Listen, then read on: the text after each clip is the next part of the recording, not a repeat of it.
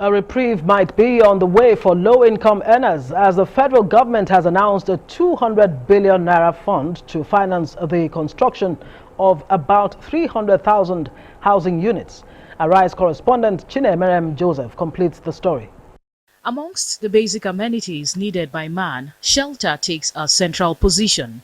Despite its necessity to man's survival, there is currently over 22 million housing deficit in Nigeria. Out of the country's growing estimated population of over 200 million, this deficit leaves over 25 million people homeless. In bridging this huge gap, a report by PricewaterhouseCoopers recommends that about 700,000 new houses must be built yearly against the less than 100,000 houses constructed annually. But how feasible is this? This and some other issues clogging the wheel of Nigeria's housing sector development dominated discussions at this house fair. The Central Bank of Nigeria, CBN, has recently approved the sum of 200 billion for 300,000 households. The facility is to enable Family Homes Funds Limited, FHFL, finance the construction of social housing units for low-income earners. When there's a good home, you can think of security. When there's a good home, you can think of health. But when there are no good homes, you see our people on the streets. There is also a debate on whether or not the Nigerian housing market is expensive.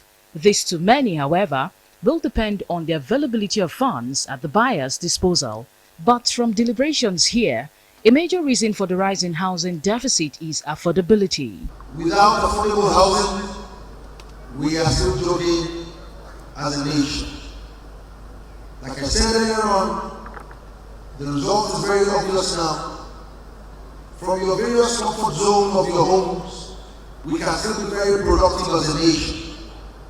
But when our various comfort zones of our homes are not comfortable, there is no way we can be very effective and productive as a nation. When they pay 80% of their income on rent, then you can imagine the standard of living in such family. We have homelessness across the city, everywhere. There's a need for a reform in the housing sector. This then raises the importance of a national mortgage bank, which a number of people accuse of underperforming over the years. The need for a mass social housing scheme by the government in collaboration with the private sector is now being advocated. The demand is more than the supply in mortgage. What people that require mortgage are far more than even the fund available. If mortgage is going to be worked, we need to partner with more financial institutes and come up with more mortgage systems that can work. In achieving the goal of affordable housing for especially low-income earners, government has been advised to review its policies and actively involve the private sector in order to reduce the increasing number of people without a house to call their own. Chinaemer Joseph, Arise News.